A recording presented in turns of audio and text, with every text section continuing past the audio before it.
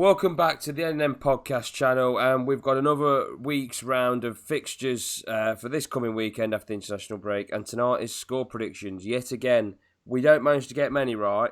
We do chuck some howlers out there. Nathan being the cult, the how do I put it, the criminal of that. But we've got some more on the fence scores tonight. So I'm going to kickstart things. I've gone for West Brom 1, Burnley 1. West Brom yet to really pick up a point. They've leaked goals, but they can score goals at the same time. But Burnley, their ability to miss at the same time. I think it's going to be a mixed match, a bit of a poor quality on show, and I think a 1-1 will probably will be the right scoreline on the end of that one. Nathan, what have you gone for? I've actually gone for a home win for the Baggies. I've gone for West Brom 2, Burnley 1. I think it'll be a very tight, cagey game. Both teams cancelling each other out. But I just fancy West Brom to get the first win of the season at the Hawthorns. They've got a good point against Chelsea. I think, was it last time out or 2 weeks ago? Can't remember. It seems like it's been a while ago. But yeah, I think they're due a win. So I've gone for West Brom 2, Burnley 1. Moving on then to the second game. It's Sheffield United versus Fulham. Two teams have had absolutely horrendous starts to the season. However, I have gone for a Sheffield United home win. I've gone for Sheffield United 1, Fulham 0. And I think, once again, it will be a very tight cage game. It'll be a game that no team wants to lose because where he's played 5 from 5 and you lose 5 out of 5. That's a dreadful start, and it does not set a good precedent for the rest of the season. Fulham, they just seem to lack quality and lack ideas, really. I mean, I feel a bit sorry for Scott Parker. You see him on the touchline. He's working with what he's got, but what he's got just doesn't seem to be good enough. Whereas Sheffield United, on the other hand, have that season behind them. So I think Sheffield United will run away 1-0 winners. What do you think? Yeah, I've gone for a 0-0. Again, another game that's going to lack quality. Sheffield United have had a bad start. Fulham have had a bad start. I think they're going to be very cagey affair. No one's going to want to lose the game, as you've just said. So I think it's going to be very tight. Sheffield United are struggling for goals. Fulham are kind of struggling for goals, but also conceding goals. They had a great bit of a goal flurry against Leeds, but apart from that, they've not looked like they're going to hit the back of the net. I just think it's going to be one of them. It's going to be a drab 0-0. It's not going to be one that's going to be on the pay-per-view box office, let's put it that way. But a 0-0 up in Sheffield. So moving on to the next game, and I've gone for a home win for Leeds over Wolves. Some may raise their eyebrows. I think Leeds have started really, really well, which is it's gone against the grain of even what we predicted. We never expected them to start as well as they have. It is still early doors. The momentum's always there early on in the season. Wolves seem to be having a little bit of a mixed match of a season so far. I think it's going to take time for their players to bed in, the new signings. But I've gone for a strong Leeds 2-1 win. They look so strong at home. That's my prediction. Now about you, Nathan? Yeah, I've actually gone for 2-2. I think Leeds United have shown already this season they're capable of scoring goals. And they'll drag teams into almost like a basketball game. They're not afraid of teams. They'll get at teams. They did it to Liverpool. They did it to City. They got at them and very nearly came away with victories in both of those games. So I fully expect. I can't see Leeds changing for anyone. Leeds play a certain way in the Bielsa, and they're going to stick to that way regardless of who they're playing. Wolves, on the other hand, always dangerous, especially on the counter attack. Very good side. Like I said, some new signings. It's been a bit of a stop-start season. Some, 2 wins, 2 defeats. It's 50-50 stop-start, but I just can see this being a quite entertaining, actually, 2-2 draw. I think it'll be one of the games of the weekend. I think it'll be, one of them that kind of sneaks up on a lot of people and actually turns into one of the games of the weekend. So I've gone for Leeds 2, Wolverhampton Wanderers 2. Moving on then to our beloved Leicester City at home to Aston Villa. Now, if you've watched any of our previous game week predictions, you'll see that if what I thought came true, we'd be rock bottom Leicester, because I've not predicted us to lose pretty much every game. And I thought this week, you know what? I'm going to predict Leicester to win. It's only Aston Villa. What happens? Aston Villa go and stick 7 past Liverpool. I think I'll fucking hell. So, Villa they look good. I mean, I think they're only 1 or 2 injuries away from a complete and utter collapse.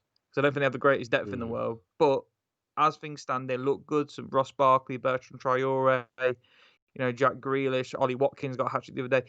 They just, Matty Cashton's one at fullback. They just look a tidy outfit. Whereas us, we were awful against West Ham. Great start to the season, but really, really poor against West Ham United. We're still ravaged by injuries. No one seems to mention it, but we are still very much under strength. But so I can and it's a Midlands derby. I don't know. We have a bit of a tendency to bottle these kind of games on occasion. So I've gone for Leicester City 1, Villa 1. Yeah, I'm going to match you on that one. I've also gone for a 1-1 draw. I guess, Villa seem to always do okay at the KP. I know last year we kind of gave them a bit of an hiding.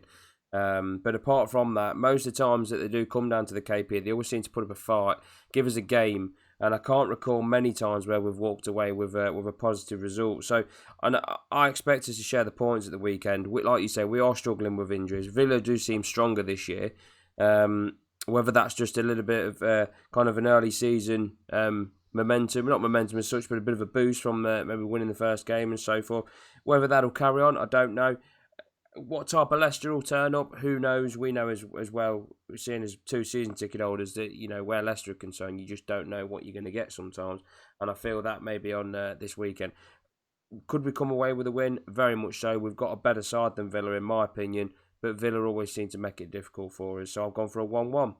Moving on to the game down at Palace, and it would have been the so-called local, I say local, but a bit of a derby, Palace v Brighton. I've gone for a Brighton 2-0. I think it's only a matter of time until their quality shines through. They play great football, they move it quick, they create chances, but they can never seem to tuck them away, and then they end up on the back end of a bad result. I only think it's a matter of time until they start pulling out the better results. So I've gone for a Brighton 2-0 over Palace.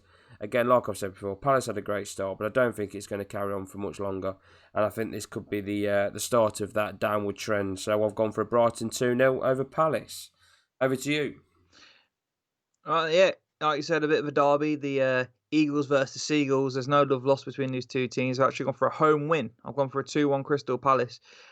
And if anyone's watched any of these previous game week predictions, I've been a massive fan of Brighton and Graham Potter and what they're doing so far this season. And you mentioned there the quality. They do have quality. They play wonderful football, but they just seem to lack that killer instinct and have a bit of a soft underbelly. And I think that'll come to fruition in this game. I can see them having all the play, being by far the more attractive on the eye team. But I can just see Palace hitting them on the counter attack twice. And I can just see Brighton, just once again getting exploited defensively and lacking that killer instinct to finish teams off. So I've gone for Crystal Palace 2, Brighton 1. Moving on then to London, we get Stamford Bridge, Chelsea versus Southampton. I went for a 3-1 win to Chelsea. I don't really, not too much to say about this one. I just think both teams are coming into it in decent form. I just think Chelsea have a superior squad to Southampton. I mean, it's not the most in-depth analysis ever. I think it'll just be a case of 2 good teams going at it, but one team that's going slightly superior based on the transfer window they've had and the strength in depth they have. You can never count out Danny Ings. He always seems to score every single game he plays. But then again, I still think it'll be Chelsea 3, Southampton 1. Yeah, I've gone for Chelsea 2, Southampton 2. I just think Chelsea still haven't really convinced me yet that they're a quality side. So the signings still yet to really get it hit the ground running. Timo Werner's yet to even score a goal. Kai Havertz has been a little bit of a mixed bag. I know Thiago Silva's come in and he's probably strengthened the back four a tad bit. Chilwell's only played his first game just before the international break, so there's a lot to work on for Chelsea. But I think Southampton will turn up and I think they'll do a job. I think they'll grind a result out. They play some good football, like you say. Danny Ings capable of scoring goals. So I think it's going to be a great game for the neutral, but I think Southampton will get a point, which they'll be glad to take away from Chelsea. Chelsea, on the other hand, I think they'll be disappointed with that one. The next one is a little bit of an eyebrow raiser. I've gone for Newcastle 2, United 1. I can just remember the game from last season at St James's, and United go up there, with the odds well and truly in their favour, and they just didn't seem to get going. They flattered to deceive, and I think they're going to do it again. They're just not performing this season. They're not performing. I know they've brought in some fresh faces, but it still doesn't convince me. I still think they're miles and miles away to where they want to be. Newcastle, on the other hand, and I say it every week, a complete mixed bag. And these are the type of games that they tend to perform in. A Newcastle fan tweeted me the other week on the NM podcast Twitter channel, and he said that Newcastle seemed to perform against the bigger sides, and he wasn't far wrong because they nicked a point at Spurs. So I feel they might get something at United at home. I really do. So I've gone for Newcastle 2, United 1. And up next is the mighty Spurs, 3-1 at home to West Ham. West Ham may have got a great result against our lot, but I still don't think they've got the quality to push on. Spurs, on the other hand, Mourinho seems to have got them ticking. I know there's rumours of Kane might have a slight knock or he's got a bit of a tight muscle or whatever, but I still think they've got the quality. Son seems to be hitting the goals in now. They seem to be understanding Jose's system. I think they're going to be a force this year now. I really do. They're starting to convince me. They're starting to look the real deal. So I've gone for Spurs 3, West Ham 1. Over to you. I've got once again another London derby. It seems to be full of derbies this game week, but I've gone for Spurs 2, West Ham 1. West Ham coming into the game in great form off the back of two fantastic wins against Leicester and Wolves, 7 goals scored and none conceded. But Spurs just look irresistible going forward at the moment. Absolutely, Son and Kane look on a different level, and I just think it'll be too much for West Ham. I think even if West Ham turn up and play out their skin, I still don't think they'll have enough to stop this machine that is Spurs. It's almost like a juggernaut at the moment under Mourinho. So yeah, I've gone for Spurs 2, West Ham United 1. Moving on then to next game, a Big Six clash, Manchester City versus Arsenal, and I've gone for 2-2. Man City, on the rocks the last few weeks, lost, obviously got tonked at home by Leicester and then went to Leeds and really didn't have a good time of it. So, I just think there's sort of it seems to be like a bit of a grey cloud hanging over Man City at the moment. But yeah, Arsenal, on the other hand, a team looks like they have a bit of momentum, moving in the right direction. I can see them going to City, Arteta going back up against Guardiola. I think it's scene set, and I can see it being a good competitive game. I see it being 2-2. Yep. I've gone for Arsenal 1-0 actually, which again is another eyebrow raiser. Arsenal just seem to have a knack at the moment of playing this counter-attacking football that really hurts the big sides. And I know they got a good iron at Liverpool the other week, but I just think City will play right into their hands. I really do. The City are without a lot of first-team players. I know Sergio Aguero, there's rumours that he'll be fit and ready to play.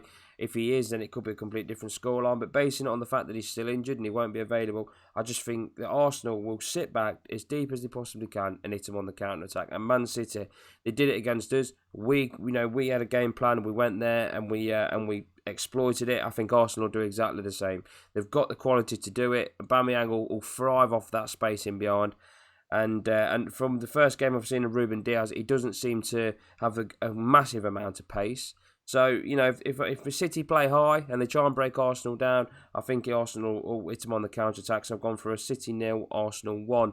And the last game of the weekend is the Mersyside Derby, and I've gone for Everton 2, Liverpool 2. Everton have started fantastically. They do look the real deal. Got a great manager. Dominic Calvert-Lewin, everything he touches at the moment is turning to gold. Scoring goals right, left, and centre at club level and international level.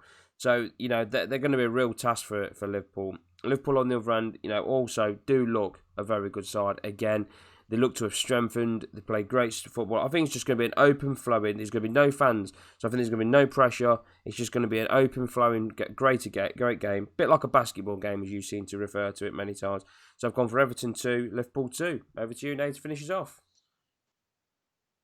Yeah, well, I've gone for actually a 2-1 away win to Liverpool in the Mersyside Derby. I think Liverpool, after getting embarrassed really at Aston Villa the other week, there's going to be a reaction. That Jurgen Klopp won't have that. There'll definitely be a reaction from Liverpool. Everton had a fantastic start to the season, yes. Whether they've been fortunate in one or two of the games, certainly Palace away, they got away with it a bit. So I'm not kind of jumping on this whole Everton and the new Leicester of 2015-16 train just about yet. Number one, because James Rodriguez cost about as much as a whole squad. So let's not try and compare them to us. But I think Everton, you mentioned Dominic Calvert-Lewin, he's like Les Ferdinand reincarnated.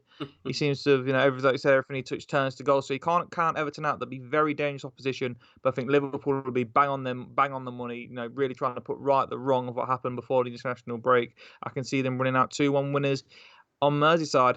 So that'll round up for our predictions on game week 5. Let us know what you think in the comments below. Do you think we're right? Do you think we're wrong? Have we had any stinkers this week? Only time will tell. But that'll wrap it up for this episode. Be sure to like, comment, and subscribe. And thank you, as always, Mr. North. Thank you for joining me. Thank you, Nathan. Thank you all. Take care. Thank you. Stay safe. Take care.